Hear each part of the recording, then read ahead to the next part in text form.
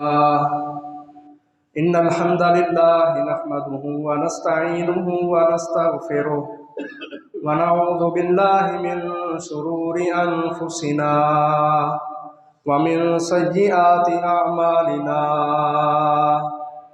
من يهده الله فلا مضل له ومن يضلل فلا هادي له وأشهد أن لا إله إلا الله وحده لا شريك له وأشهد أن محمدا عبده ورسوله أرسله بالحق بشيرا ونذيرا بين يدي الساعة من يطع الله ورسوله فقد رشد ومن يعص الله ورسوله فقد غوى فإنه لا يضر إلا نفسه ولا يضر الله شيئا نسأل الله ربنا تبارك وتعالى أن يجعلنا ممن يطيعه ويطيع رسوله ويتبع رضوانه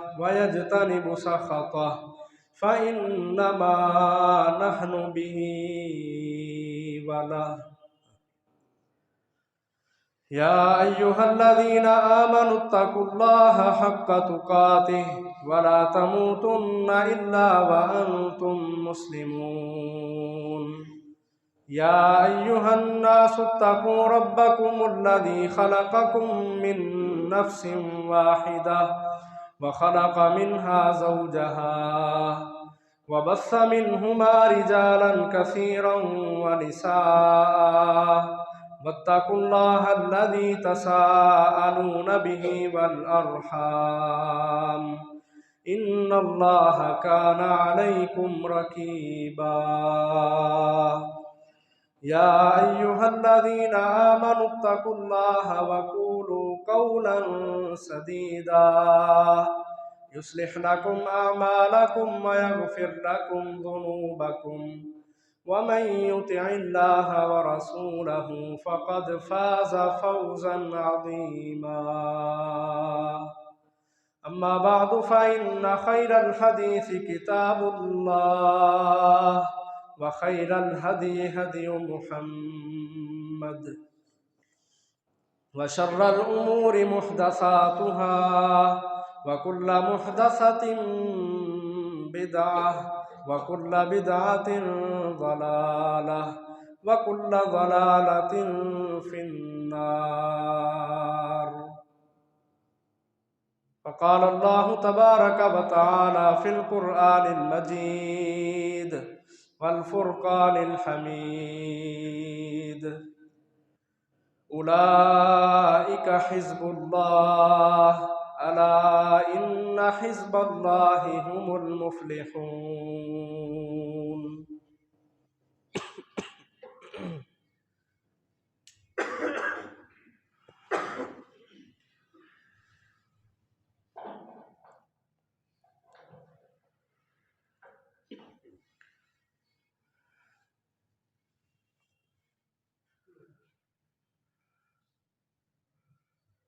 दीन इस्लाम एक फितरती दीन है।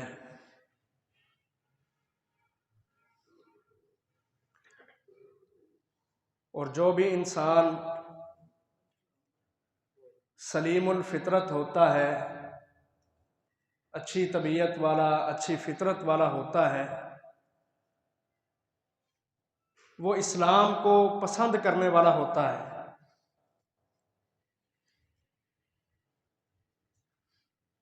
वो अच्छी फितरत वाला इंसान हमा वक्त हक की तलाश में रहता है, क्योंकि उसकी फितरत सलीम है। उसका ज़मीर हराम को, बुराई को पसंद नहीं करता। वो हमेशा हक की तलाश के अंदर रहता है।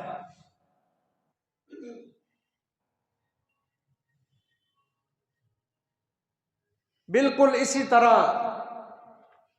हजरत अबू बकर सिद्दीक रज़ी अल्लाह अन्हु एक सलीमुल फितरत इंसान थे।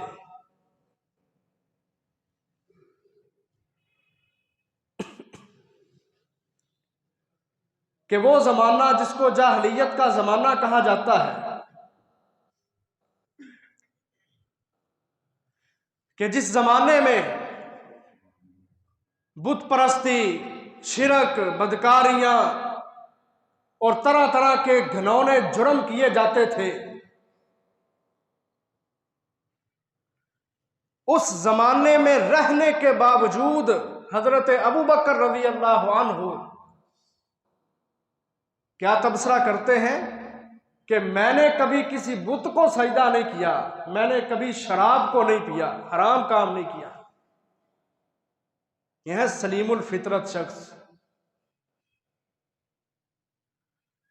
और मोहतरम भाइयों, जिस तरह रसूलुल्लाह सल्लल्लाहु अलैहि वसल्लम अभी नबी नहीं बनाए गए, लेकिन फितरत सलीम थी ना, तो अपनी कौम को, अपने कबीले के लोगों को, अपने सरदारों को देखते कि बुतों को सजदा करते हैं, दिल मुतमईन नहीं होता था। तो हक की तलाश में रसूलुल्लाह सल्लल्लाहु अलैहि वसल्लम, सीरत में लिखा है, किताबों में लिखा है कि आप गारों में चले जाया करते, अल्लाह के सामने रोया करते,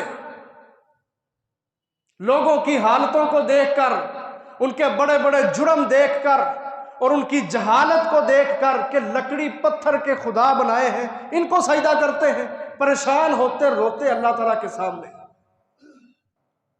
और दुआ करते, अल्लाह मुझे सीधा रास्ता दिखा, मैं हक की तलाश में हूं।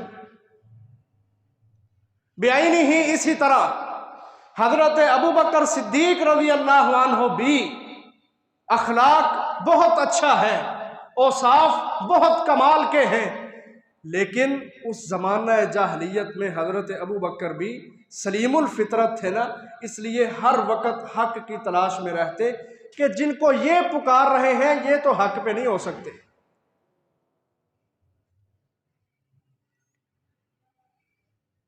और हजरत अबू बकर सिद्दीक रज़ी अल्लाह अन्हु इस्लाम कबूल करने से पहले ये उनका एक तरीका है, एक जिंदगी है कि हमेशा हक की तलाश में है कि मुझे कोई सीधा रास्ता मिल जाए या मुझे कोई गाइड करने वाला मिल जाए।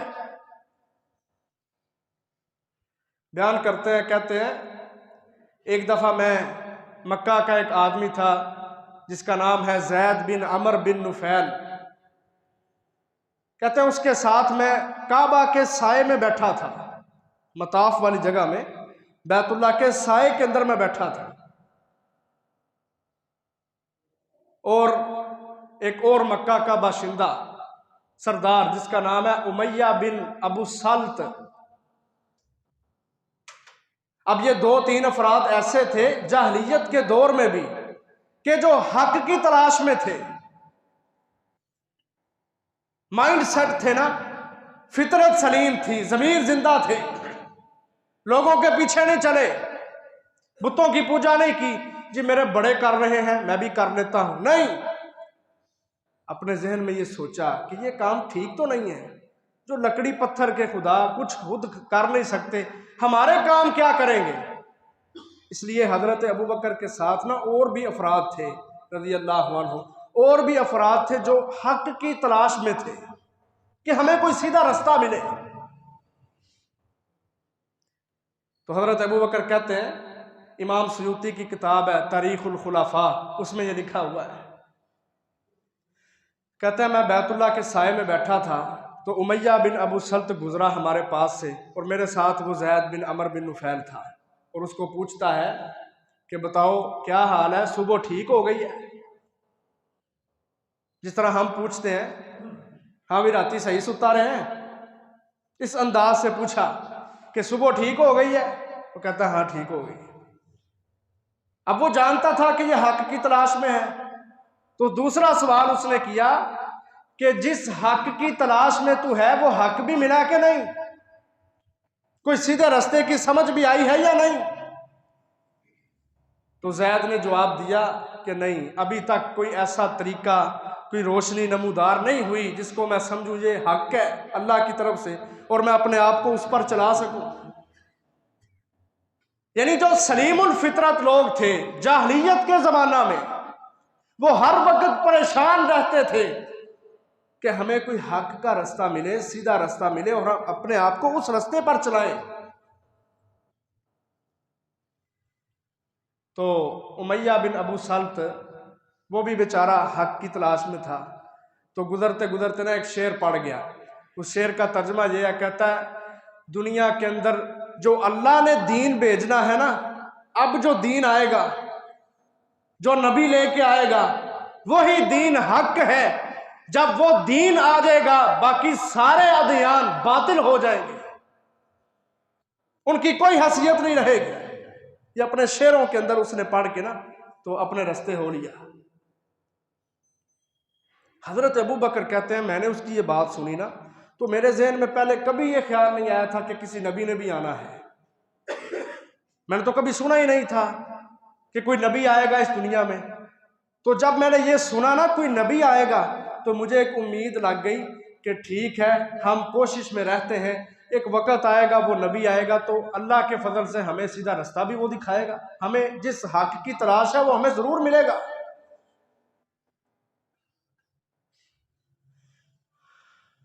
कहते हैं वो चला गया, मैं उसके पास से उठा और मैं वर्का बिन नौफल के पास आ गया। ये वर्का बिन नौफल वही हैं जिन्होंने रसूलुल्लाह सल्लल्लाहु अलैहि वसल्लम को तसल्ली दी थी। जब आप पर वही आई ना तो आप डर गए, घर में आ गए, आके हजरत खदीजा से कहा मुझे चादर दे दो, मुझे अपनी जान का खतरा है। तो हजरत खदीजा ने हौसला दिया, फिर वर्का बिन नौफल के पास लेकर गई जो हजरत खदीजा का रिश्तेदार था, ईसाई था, अहले किताब था, किताब को जानता था। बहरहाल हजरत अबू बकर सिद्दीक वर्का बिन नौफल के पास आए और उससे आके ना, चूंकि हक की तलाश में थे, जमाना गुमराहियों में है, जहालतें हैं, ये सलीमुल फितरत हैं, कमाल अखलाक के मालिक हैं, फिर हक की तलाश में हैं, तो वर्का बिन नौफल के पास आए और उसको आके कहते हैं कि मैंने सुना है कि कोई नबी आने वाला है, आप ईसाइयत के ज़्यादा करीब हैं, आप ज़रा हमें बताएं कि वाक़यातन कोई नबी आने वाला है, अहले इल्म है आप, किताब है आपके पास, जानते हैं आप। तो वर्का बिन नौफल ने ना हजरत अबू बकर सिद्दीक रज़ी अल्लाह अन्हु को अपने पास बिठाया और कहते हैं हाँ, एक नबी दुनिया में आएगा, एक नबी दुनिया में आएगा और मैं उसके हवाले से ज्यादा तो नहीं जानता, लेकिन इतना जानता हूं कि वो आला नस्ब से होगा, उसका खानदान आला होगा।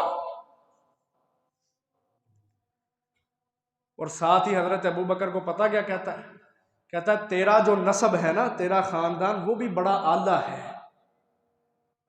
हजरत अबू बकर भी कुरैश से थे और रसूलुल्लाह सल्लल्लाहु अलैहि वसल्लम भी कबीला कुरैश से थे, खानदान कुरैशी खानदान था। कहता मैं चूंकि अंसाब का इल्म रखता हूं, उस इल्म की बुनियाद पे मैं कह सकता हूं कि तेरा नस्ब सबसे ऊंचा है, तो मुमकिन है कि वो नबी भी तेरे ही नस्ब में से आए, खानदान से आए, कुरैशियों से आए। हजरत अबू बकर कहता है मुझे हौसला हो गया। और हजरत अबू बकर भी अंसाब के इल्म के बड़े माहिर थे और ये कुरैश का कबीला ये सारे कबाइल में से सबसे आला और अफजल समझा जाता था। वो हदीस में आता है ना कि अल्लाह का मुल्हाकिमीन ने जब नबी को, आखिरी नबी को मुंतखब करना था तो अल्लाह ने सारे अरब को देखा, अरब में फिर बनु इस्माइल को देखा, बनु इस्माइल में फिर कुरैश को देखा। वो इस तरह की लंबी रिवायत आती है। यानी ये एक बड़ा आला खानदान और कबीला था जिसको अल्लाह का मुल्हाकिमीन ने देखा। कुरैश में फिर बनु हाशम और हाशमियों में हमारे नबी मोहम्मद सल्लल्लाहु अलैहि वसल्लम, इनको मुंतखब किया। तो हजरत अबू बकर कहते हैं मैं चूंकि हक की तलाश में था तो मुझे वर्का बिन नौफल ने हौसला दे दिया कि हाँ, एक नबी आएगा, वो किसी पर जुल्म नहीं करेगा बल्कि उस पर जुल्म होगा, लोग उसकी मुखालफतें करेंगे। कहते हैं ये सारी बातें उसने मुझे बताई, मुझे हौसला हो गया कि चलो हम जिस हक की तलाश में हैं वो नबी तो आने ही वाला है। इसके बाद ये जरा आप देखें हजरत अबू बकर ने कितनी कोशिश की है हक की तलाश में। हालांकि वो भी कह सकते थे कि मेरे बड़े बुतों की पूजा करते हैं, कब्रों पे जाते हैं, दूसरे मामलात हैं, मैं भी यही करता हूं। फितरत सलीम थी, इसलिए अपने बड़ों को देखते कि वो ये सारे काम करते हैं, इसके बावजूद उनके पीछे नहीं जाते थे। पिछले जुमे में सुना ना, उससे पिछले जुमा में, कि बाप पकड़ के ले गया बुत खाने में कि अबू बकर ये तेरे खुदा है, इनकी पूजा कर। लेकिन हजरत अबू बकर रज़ी अल्लाह अन्हु तबीयत बेहतर है, फितरत सलीम है, अक्लमंद है, दाना है, अल्लाह की मदद है, इसलिए अपने जहन में सोचते हैं कि ये रब नहीं हो सकते। फिर ये जो वाक़े की ताकीद हुई ना कि एक नबी आएगा और तुम्हारे ख़ानदान से होगा, इसकी ताकीद एक ईसाई ने भी कर दी, राहिब ने। राहिब ईसाइयों के आलिम होते थे जो लोगों से बिल्कुल अलग थलग हो के अपना एक इबादत खाना बनाते थे, वहां जाके इबादतें करते थे, इनको राहिब कहा जाता था। हजरत अबू बकर खुद बयान करते हैं, कहते हैं मैं इमाम महमूद शाकिर की किताब है तारीख़ इस्लाम, उसमें लिखा हुआ है, कहते हैं मैं शाम के इलाके में गया तजारत के लिए, तजारत भी करते थे हजरत अबू बकर। तो वहां ना मुझे ख्वाब आया एक रात, मैंने वो ख्वाब सुबह के वक़्त ना उस बहीरा राहिब को सुनाया। ईसाइयत दीन था अल्लाह ताला का उस वक़्त, ईसा अलैहिस्सलाम के 6 सदियां बाद रसूलुल्लाह सल्लल्लाहु अलैहि वसल्लम दुनिया में आए हैं नबी बन के, 600 साल बाद। तो ईसाइयत अल्लाह ताला का दीन था। वो तो मक्का के मुशरकों की जहालत थी कि वो ईसाइयत को भी सही मानों में इख्तियार नहीं किए हुए थे, शिरक किया करते थे, लेकिन दीन उस वक़्त ईसाइयत था। तो हजरत अबू बकर कहते हैं कि ये अहले इल्म लोग हैं। कहते हैं मुझे ख्वाब आया, वो ख्वाब तो नहीं किताबों में लिखा, बहरहाल कहते हैं मैंने वो ख्वाब बहीरा राहिब को सुनाया कि मुझे गुज़श्ता रात ये ख्वाब आया। तो कहते हैं उस राहिब ने मुझसे पूछा कि तू, पहले नाम उसने पूछा, मैंने अपना नाम बताया, फिर उसने पूछा तू किस ज़मीन का है, मैंने कहा मैं तो मक्का की सरज़मीन का हूँ। फिर कहता तू किस ख़ानदान से है, मैंने कहा मैं कुरैश से हूँ। अब वो राहिब अपनी किताबों को जानते थे, तो तौरातों में, इंजीलों में और ज़बूर के अंदर और सहाइफ के अंदर लिखा हुआ था कि जो आखिरी नबी है उसकी फला फला निशानी होगी। और अबू बकर रज़ी अल्लाह अन्हु के भी तज़किरे थे, हजरत उमर के भी तज़किरे थे।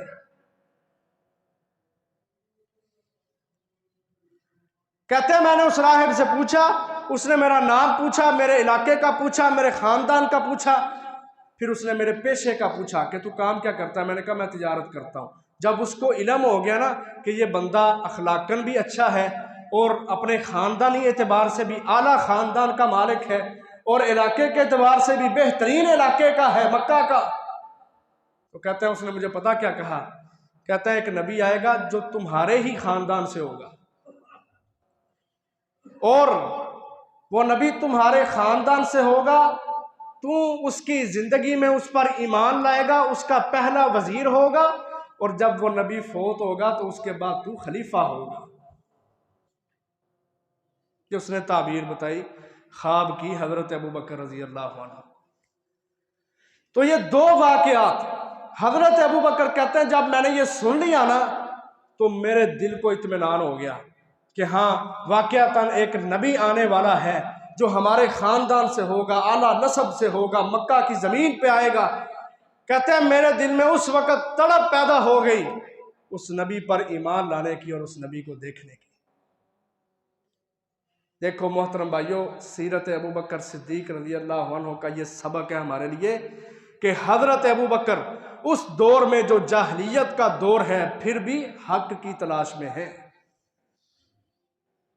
यहां एक पॉइंट समझने वाला है, हक की तलाश।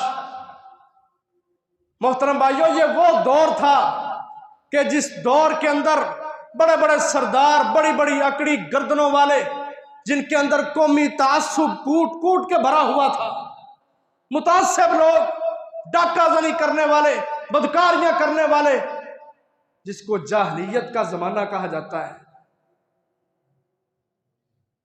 उस दौर में भी हजरत अबू बकर किसकी तलाश में है? हक की तलाश में।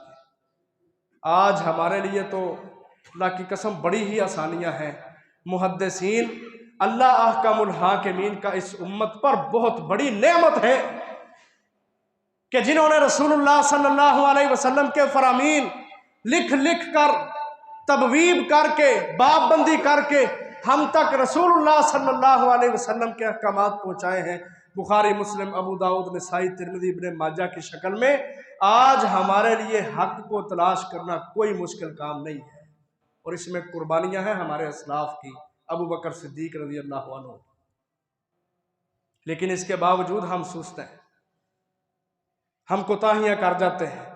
आज दीन, कुरान मजीद, अहादीस की किताबें हमारे हाथों में जो मोबाइल है ना, इनके अंदर है बड़े बड़े मकतबे, बड़े बड़े सॉफ्टवेयर। बड़ी आसानी है आज दीन को समझने में। मुहद्दिसीन ने मेहनतें की, उलमाए किराम ने मेहनतें की, बड़ी बड़ी किताबें लिखी, अहादीस की शुरूआत लिखी। आज हमारे लिए दीन समझना मुश्किल नहीं, हक की तलाश आज हमारे लिए कोई मुश्किल नहीं है। लेकिन इसके बावजूद हमने कभी हक को तलाश करने की कोशिश नहीं की। ये हमारे लिए अलमिया है, बड़ी दुख और अफसोस की बात है। हमने कहा बस मौलवियों का काम है, हम तो गुलाम है, बस हफ्ते बाद जुमा पढ़ने जाया करेंगे, बस ठीक है। यह दीन सच्चा है, इस्लाम हक दीन है, आज हमारे पास मौजूद है। अल्लाह की किताब मौजूद है, नबी के फरामीन मौजूद है, हक हमारे पास। अल्लाह की कसम हमने हक की कदर नहीं किया। आज अगर कोई मुहद्दिस जिंदा हो जाए ना, खून के आंसू रोए अल्लाह की कसम कि हमारी मेहनतें, उनका समरा ये लोग हैं कि जिन्होंने कभी नबी की हदीस को खोला ही नहीं, जिनको 20 दिन, महीने, साल गुजर चुके हैं, कभी कुरान मजीद को खोला ही नहीं, पढ़ा ही नहीं। यह सीरत अबू बकर का एक रोशन बाब है कि मुसलमानों उस दौर में उन्होंने हक की तलाश के लिए अपने आप को थकाया, भगाया, परेशान किया, कभी किसके पीछे, कभी किसके पीछे। आज हमारे पास हक मौजूद है, लेकिन हक को खोलने वाला, पढ़ने वाला कोई नहीं। और नबी सल्लल्लाहु अलैहि वसल्लम ने फरमाया, जो बंदा 1 या 2 आयतें सीखने के लिए अपने घर से मस्जिद में आता है, अल्लाह ताला उसको पूरे हज के बराबर अजर देते हैं। मुकम्मल हज के बराबर अजर उस शख्स का कि जो अपने घर से सिर्फ इस नीयत से मस्जिद में आता है कि मस्जिद में तर्जमे की क्लास होती है, हदीस की क्लास होती है, मैं जाके मस्जिद को आबाद करूं, अल्लाह की बात को सुनूं, कुरान मजीद की 1 आयत 2 आयतें सीखने के लिए घर से आता है, फरमाया मुकम्मल हज के बराबर उसको अजर मिलता है। हर कदम जो वो मस्जिद की तरफ उठाता है, फरमाया हर कदम के बदले एक एक नेकी उसको मिलती है, एक एक बुराई उसकी खत्म हो रही है, उसके दर्जात बुलंद हो रहे हैं। और सहाबा ने इजाज़त मांगी, अल्लाह के रसूल हमें इजाज़त दें, हम अपना घर मस्जिद नबवी के करीब बनाएं। और नबी सल्लल्लाहु अलैहि वसल्लम ने कहा, दूर रहते हो अल्लाह की नेकियां अजर कमा लेते हो, दूर से पैदल चल के आओगे, 1 कदम के बदले 1 नेकी है, दूसरा कदम रखोगे, नेकियां, दर्जात बुलंद हो रहे हैं, बुराइयां मिट रही हैं।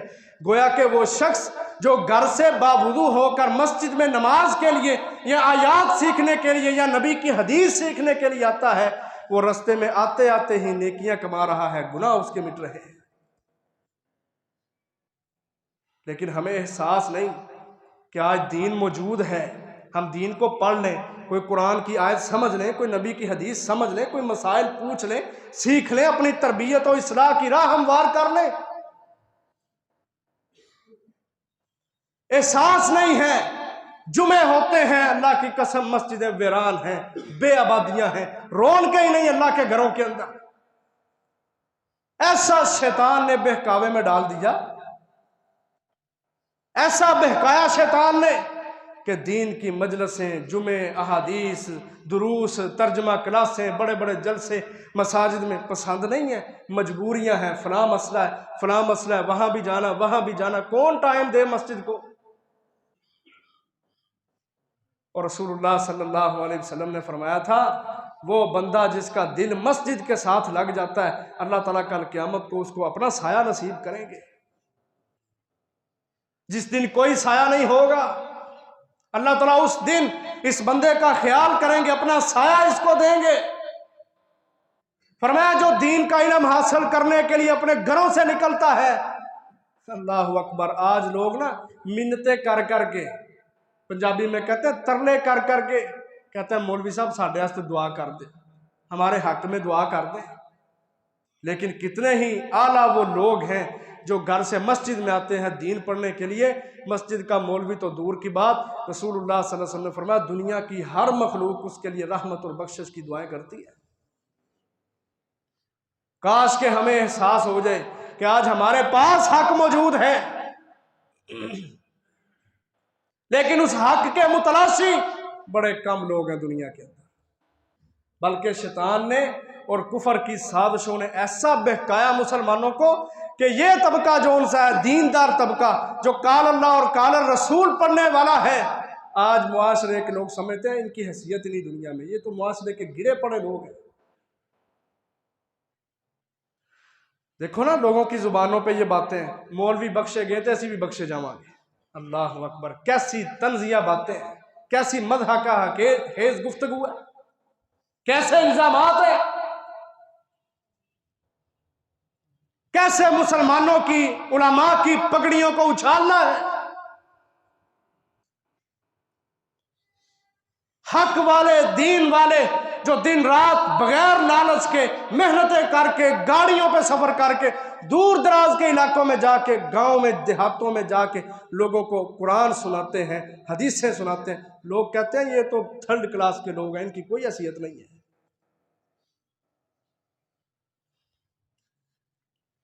और खुद डिग्रियां ली हुई हैं, डिग्रियां लेके भी जाहिल। इस पढ़े लिखे दौर के अंदर भी जाहिल है। पढ़ा लिखा ही दौर ही हम कहते हैं ना, तरक्की हो रही है, और उन डिग्रियों का कोई फायदा नहीं जो तुम्हें दीन की तरफ आने से रोकती हैं। सबसे बड़ी डिग्री कुरान मजीद है, सबसे बड़ी डिग्री हदीस रसूल सल्लल्लाहु अलैहि वसल्लम है। हजरत अबू बकर का किरदार देखो, जाहलियत का दौर है, फितरत सलीम है, हक की तलाश में है, और लोगों से पूछते हैं, कभी किसी के पास कभी किसी के पास। उम्मीद लग गई, बहीरा राहब ने बताया एक नबी आएगा, तो उसकी जिंदगी में उसका वजीर होगा, जब वो फौत हो जाएगा उसके बाद तू खलीफा होगा। अब अगला लम्हा, जब रसूलुल्लाह सल्लल्लाहु अलैहि वसल्लम अल्लाह अहकमुल हाकिमीन ने नबी बना दिया, अब नबुव्वत से पहले ना हजरत अबू बकर भी कमाल अखलाक वाले थे, और रसूलुल्लाह सल्लल्लाहु अलैहि वसल्लम भी कमाल अखलाक के मालिक थे। और अल्लाह का करना देखो, नबुव्वत मिलने से पहले भी हजरत अबू बकर रज़ी अल्लाह अन्हु रसूलुल्लाह सल्लल्लाहु अलैहि वसल्लम के गहरे दोस्त थे। हजरत अबू बकर अल्लाह के रसूल को जानते हैं, और रसूलुल्लाह सल्लल्लाहु अलैहि वसल्लम हजरत अबू बकर की तबीयत को जानते हैं। अब जब अल्लाह ने नबी बना दिया ना, रसूलुल्लाह सल्लल्लाहु अलैहि वसल्लम परेशान है। जरा तसव्वुर की दुनिया में जाओ, परेशान है कि मुझे अल्लाह ने नबी बनाया है, अब दीन की दावत को लेके चलना है, तो ये तो सारे लोग जहालतों में, इनको तो बात की जाए, ये सारे सरदार लोग, बड़े चौधरी लोग, वडेरे लोग, ये तो मारने को आते हैं, किस तरह ये अपनी सरदारियां छोड़ेंगे। कैसी परेशानी है रसूलुल्लाह सल्लल्लाहु अलैहि वसल्लम की। अल्लाह के आगे रोते हैं। किसके आगे रोते हैं? अल्लाह के आगे, कि अल्लाह तेरा दीन है इस्लाम, तूने दिया है, तूने ही मुझे मुंतखब किया है, तूने ही नबूवत से सरफराज किया, तेरी बात पहुंचानी है अल्लाह, तेरी बात पहुंचानी है, कोई रास्ता दिखा दे। हमें आदत है लोगों के सामने रोने की, इसलिए हमारे जिंदगियों में बरकतें नहीं। अल्लाह के आगे रोया करें, फिर देखें अल्लाह ताला किस तरह राह हमवार करता है। बहरहाल जहालत का दौर, घटाटोप, जुल्मत, अंधेरे ही अंधेरे, हर तरफ अल्लाह के रसूल परेशान है, क्या किया जाए। जिस तरह फुल अंधेरा हो जाए ना, तो कोई बंदा एक साइड से मोबाइल की लाइट जलाए, सारे लोग मुतवज्जे होते हैं उस नूर की तरफ, उस लाइट की तरफ देखते हैं, किन्ने जलाई है लाइट। अल्लाह के रसूल भी इसी परेशानी में है कि ये नूर है जो दीन अल्लाह ने मुझे दिया, हर तरफ अंधेरे ही अंधेरे हैं, जुल्मत है, तारीकियां हैं, जहालतें हैं। और याद रखे, जाहिल बंदा बात नहीं सुनता, वो आगे से बहस करता है, तकरार करता है, क्योंकि उसके पास दलील नहीं है, इल्मी खेप उसके पास नहीं है। वो जब भी बात करेगा जुगतबाजी करेगा या तंजिया अंदाज से जुटलाएगा। ये परेशानी थी रसूलुल्लाह सल्लल्लाहु अलैहि वसल्लम को कि ये तो जहालत, जाहिल लोग, और ये नूर, ये इस्लाम की रोशनी, दावत, ये शम्मा है, ये इस जुल्मत के अंदर जब जलेगी सारे लोग इसकी तरफ मुतवज्जे होंगे। क्या बनेगा मेरा? किसी ने कबूल नहीं करना। क्या कैसी परेशानी है। लेकिन अल्लाह का मुल्हाकिमीन ने अपने नबी को साथी भी दिए तो कमाल के साथी दिए। अल्लाह के रसूल हजरत अबू बकर को जानते थे कि ये मेरा दोस्त है, मेरी तबीयत को जानता है, मिजाज को समझता है, मैं इसको समझता हूँ। अल्लाह का नाम लिया, कहा चलो दावत तो देना है ना। इब्तिदा की हजरत अबू बकर सिद्दीक रज़ी अल्लाह अन्हु से। आके कहते हैं अबू बकर, इन्नी रसूलुल्लाह व नबिय्यु, मैं अल्लाह का रसूल हूँ और उसका नबी हूँ। मैं अल्लाह का रसूल हूँ और उसका नबी हूँ। रसूल भी हूँ, नबी भी हूँ। नबी वो होता है, नबी और रसूल में फ़र्क ये है, नबी वो होता है जिसको अल्लाह ने नई आसमानी किताब ना दी हो, बल्कि वो साबिका पैगंबर की किताब की ही आगे तबलीग करे। और रसूल वो होता है जो साबिका अंबिया की भी तस्दीक करे और अल्लाह ने नई किताब भी उसको दी हो। नई किताब भी अल्लाह ने दी हो और साबिका जो अंबिया हैं उनकी भी तस्दीक करे। यानी हर रसूल नबी होता है, हर नबी रसूल नहीं होता। तो कहते हैं इन्नी रसूलुल्लाही व नबिय्यु, मैं अल्लाह का रसूल भी हूँ, यानी मुझे नई किताब भी मिली है, व नबिय्यु हूँ, और उसका नबी भी हूँ, यानी साबिका अंबिया की भी मैं तस्दीक करता हूँ। मैं ये नहीं कहता वो झूठे थे और मैं नबूवत का दावा कर रहा हूँ और मैं सच्चा हूँ।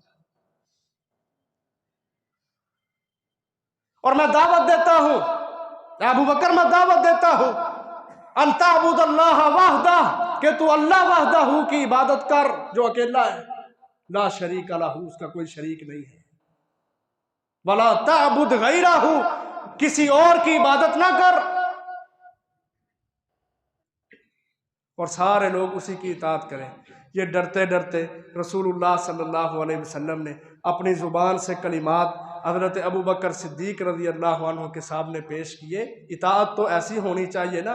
अबू बकर रज़ी अल्लाह अन्हु ने अल्फाज सुने, फौरन कहा अशहदु अन्नी, मैं गवाही देता हूँ अन्ना का रसूलुल्लाह, क्या आप अल्लाह के रसूल हैं। फौरन तस्दीक की, ईमान लेके आए। हजरत आयशा रज़ी अल्लाह अन्हा बयान करती हैं, अल बिदाया व निहाया में लिखा है, कहते हैं सरजमीन मक्का पर मैंने कितना खुश आदमी कोई नहीं देखा जितना खुश मैंने रसूलुल्लाह सल्लल्लाहु अलैहि वसल्लम को उस दिन देखा जिस दिन पहली दावत अबू बकर को दी और पहला साथी अल्लाह ने अबू बकर को बुला दिया। फौरन ईमान ले आए। कैसा हौसला मिला रसूलुल्लाह सल्लल्लाहु अलैहि वसल्लम को कि जो पहले सोच रहे थे कि ये दुनिया जहालतों में है, कैसे दावत पेश करूं, लेकिन अल्लाह ने रास्ता दिया ना। कहा अबू बकर को मैं समझता हूँ, वो मेरा मिजाज समझता है कि मोहम्मद सल्लल्लाहु अलैहि वसल्लम जिसने 40 साल अपनी कौम से झूठ नहीं बोला, वो अल्लाह पर क्या झूठ बोलेगा। फौरन ईमान ले आए।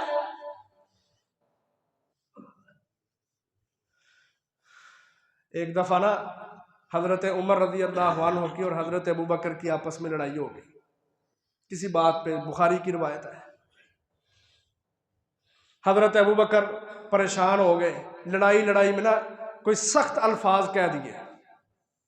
बाद में पशेमान हुए कि मैं ये क्या क्या बैठा हूँ। 3 दफ़ा हजरत उमर के घर गए, उनको मनाया, जाके माफ़ी तलब की, लेकिन हजरत उमर गुस्से में थे, माफ़ नहीं किया। हजरत अबू बकर रोते हुए परेशानी की हालत में ना नबी सल्लल्लाहु अलैहि वसल्लम के पास आए। कहते हैं आके अल्लाह के रसूल, ये मसला हुआ है, मैं हजरत उमर से छोटी सी बात थी, तू तकरार हुई, मैं ज़रा उनको ज़रा ज़्यादा भारी लफ्ज़ बोल बैठा हूँ, बाद में मैंने माफ़ी मांगी है, उन्होंने मुझे माफ़ नहीं किया, तो मैं आपके पास आया हूँ, इस मसले को हल करें। नबी सल्लल्लाहु अलैहि वसल्लम ने फरमाया, अबू बकर अल्लाह आपको माफ करेगा।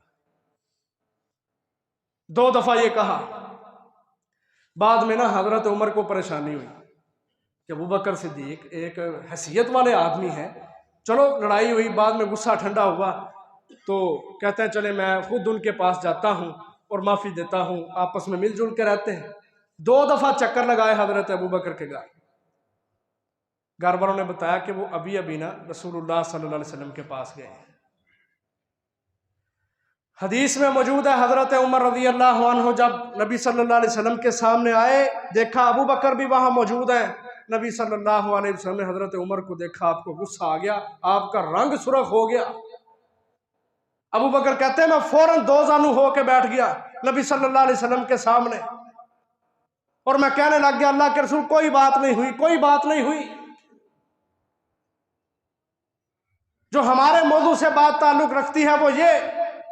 हजरत उमर ने आके बात कही, अल्लाह के रसूल ये मसला हुआ था, इन्होंने मुझसे माफ़ी मांगी, मैंने माफ़ नहीं किया, लेकिन अब मुझे ख्याल आया है, शर्मिंदगी हुई है, मैं इनको माफ़ करता हूँ। कहते हैं अल्लाह के रसूल गुस्से में थे, देखो हजरत अबू बकर का कैसे दिफा किया। कहते हैं अल्लाह अहकमुल हाकिमीन ने जब मुझे रसूल बना के भेजा था ना, तो तुम सब लोगों ने कहा कज़बता, मोहम्मद तो झूठ बोल रहा है। सारे अरब ने मेरी मुखालफत की, कहा मोहम्मद झूठ बोल रहा है सल्लल्लाहु अलैहि वसल्लम, ये कोई नबी नहीं है, कोई रसूल नहीं है। लेकिन वाहिद अबू बकर ऐसा था जिसको मैंने इस्लाम की दावत दी तो कहता है सदक़ता, आपने सच बोला है। ववासानी बिनफ्सिही व मालिही, वाहिद अबू बकर था जिसने अपनी जान के साथ, माल के साथ मैं मोहम्मद की मदद की। मेरे साथी को तुम तकलीफ देते हो, ईज़ा देते हो। फहल अंतुम तारिकू ली साहिबी, क्या मेरी वजह से मेरे साथी को माफ नहीं कर सकते?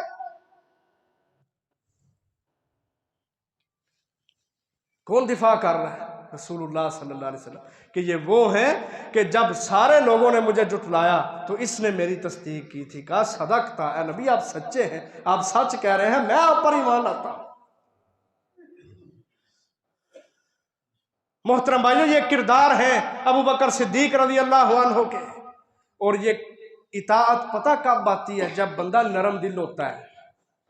इताअत दलील, मौलवी की बात, कुरान की बात, हदीस की बात दिलों पे उस वक्त असर करती है जब सामईन नरम दिल रखने वाले हो। नरम दिली की वजह से ये सारी अल्लाह का मुल्हाकिमीन की तरफ से तौफीकें मिलती हैं। रसूलुल्लाह सल्लल्लाहु अलैहि वसल्लम ने फरमाया, अल जामिउ सगीर की रिवायत है कि अबू बकर हर दिल अजीज शख्सियत कैसे बने? कहा अरहम उम्मती बि उम्मती अबू बकर, मेरी उम्मत में सबसे ज्यादा रहम दिल आदमी मेरी उम्मत के साथ अगर कोई है तो वो अबू बकर सिद्दीक रजी अल्लाह अन्हु है। जब दिलों की जमीन नरम होती है ना, फिर कुरान की बात भी असरअंदाज होती है, हदीस की बात भी असरअंदाज होती है। यह है अबू बकर रज़ी अल्लाह अन्हु का किरदार, उनका रोल कि पहले हक की तलाश में है और जब हक आ गया फौरन ईमान लेके आए, इताअत की। इन्नमा काना कौलल मुमिनीना इज़ा दुऊ इलल्लाहि व रसूलिही लियहकुमा बैनहुम अन यकूलू समिअना व अताना व उलाइका हुमुल मुफ्लिहून व मन युतिइल्लाह व रसूलहू व यख्शल्लाह व यत्तक़ी फउलाइका हुमुल फाइजून। कहा ईमान वाला बंदा वो है जब अल्लाह और उसके रसूल की बात आए वो कहे समेना व अताना, और जो अल्लाह और उसके रसूल की इताअत करता है कामयाब तो ये लोग हैं। आए मोहतरम भाइयों, बाकी अगले जुमा में बयान करेंगे कि हजरत अबू बकर ने दावती किरदार फिर किस अंदाज से शुरू किया। आए मोहतरम भाइयों, इसमें हमारे लिए सबक है। आज हक हमारे पास मौजूद है, हमें अपनी सुस्तियां छोड़ देना चाहिए। हमने बड़ी जिंदगी गुजार ली है जहालतों में, अब तौबा करें अल्लाह से, माफी मांगे अल्लाह से। अबू बकर सिद्दीक रज़ी अल्लाह अन्हु का किरदार ज़हन नशीन करके हक हमारे पास मौजूद है, अपने जहनों को, अपने माइंड को सेट करें कि मैंने हक सुनने के लिए मस्जिद में जाना है, मैं उलमा की इज्जत करूंगा, मैं दीन वालों की इज्जत करूंगा क्योंकि ये कुरान पढ़ने पढ़ाने वाले हैं और मैं खुद भी कुरान मजीद पढ़ूंगा, हदीस से रसूल सल्लल्लाहु अलैहि वसल्लम से वाबस्ता हूँ। ये सबक अपने पल्ले बांधे। और दूसरा, जब हमें हक मिल जाए, समझ आ जाए, फिर फौरन मानना, ये भी ज़रफ अपने अंदर पैदा करें। अरब के मुशरिकीन पता क्यों नहीं माने थे? एक होती है जहालत और एक होती है जाहलियत। जहालत ये होती है कि बंदे को किसी चीज का इल्म ही ना हो, और जाहलियत ये होती है कि बंदे को पता भी चल जाए ये हक है, सच है, लेकिन इसके बावजूद ना माने। और मुशरिकीन अरब को, उनके ज़माने को जाहलियत का ज़माना इसी बुनियाद पे कहा गया है कि वो जानते थे अल्लाह भी सच्चा है, रसूलुल्लाह सल्लल्लाहु अलैहि वसल्लम भी सच्चे हैं, इनका लाया हुआ दीन इस्लाम सच्चा दीन है, तौहीद ही असल है, रास है, मानते थे, लेकिन इसके बावजूद अपनी दुनियादारी मजबूरियों की बुनियाद पे इस्लाम को कबूल नहीं किया।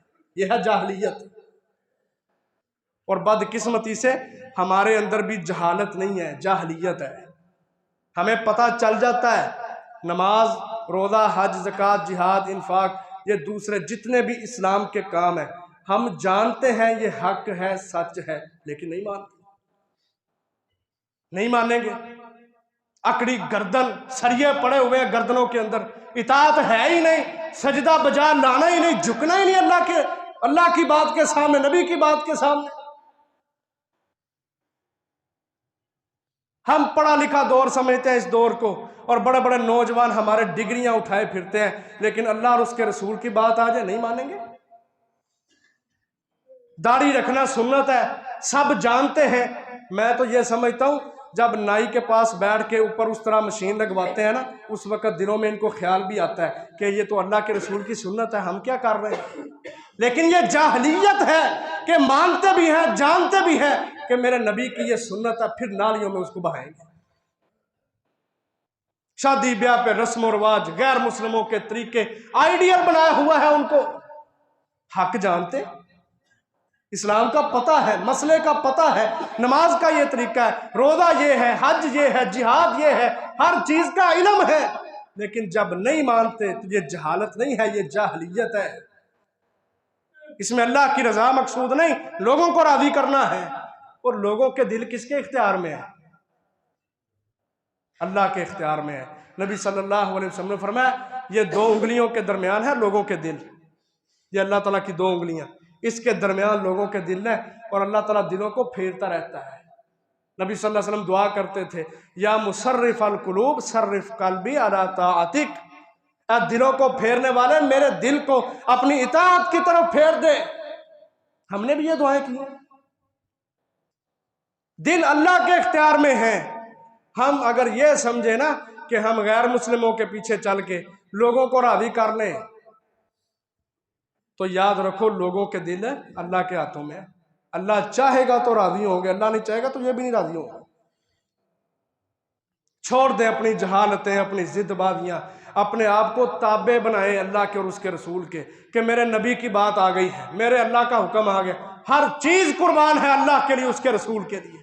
अल्लाह के रसूल ने क्या तारीफ की हजरत अबू बकर की, ववासानी बिनफ्सिही व माली, कि इसने माल के साथ और जान के साथ मेरी मदद की है। हम करते हैं मालों के साथ मदद। दुनिया में दो तरह की मईशतें हैं, एक सूद की मईशत है, एक सदकात की मईशत है।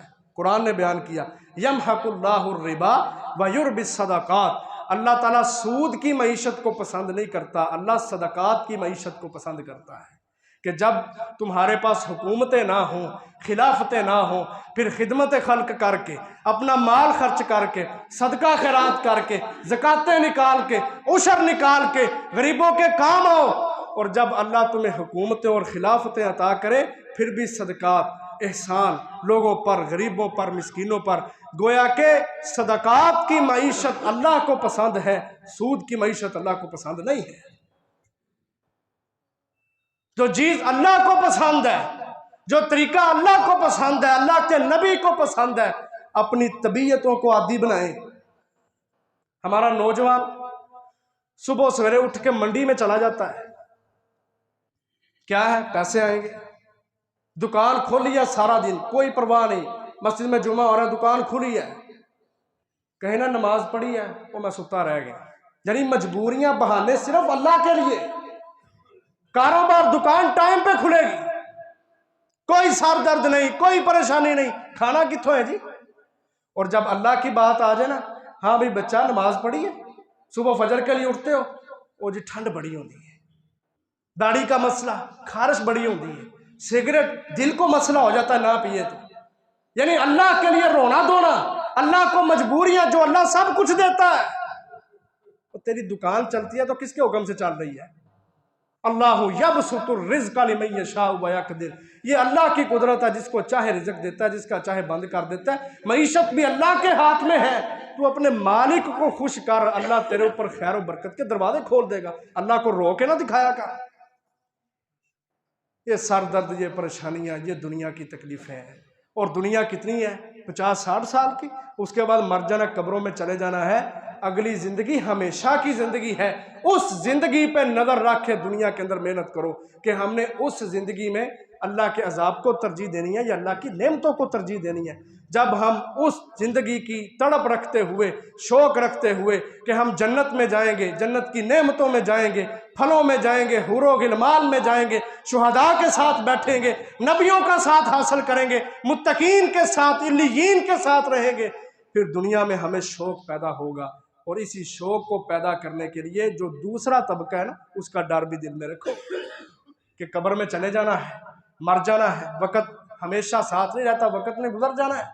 वो कब्र के अंदर सांप बिच्छू जो डसेंगे इंसान को, जिनका जहर इतना बुरा है, नबी सल्लल्लाहु अलैहि वसल्लम ने फरमाया जहर का एक कतरा अगर आखिरत का सांप जमीन पे डाल दे, जमीन पैदावार ही उगाना छोड़ दे। उन चीज़ों का खौफ दिलों में रख के और अल्लाह की नेमतों की रगबत रखते हुए जब हक पास आ जाए ना, फिर उसको कबूल भी करें। इताअत ये है, फर्मा बरदारी ये है, और सीरत अबू बकर सिद्दीक रज़ी अल्लाह अन्हु पर अमल ये है कि हक के मुतलाशी, और जब हक आ जाए फिर मजबूरियाँ, बरादरियाँ, हर चीज़ पीछे है। अव्वलीन तरजीह किसको है? अल्लाह और उसके रसूल की बात को। अल्लाह ताला से दुआ है, अल्लाह ताला हम सब को अमल करने की तौफीक अता फरमाए। व आखिर दावाया अनिल हम्दुलिल्लाहि रब्बिल आलमीन।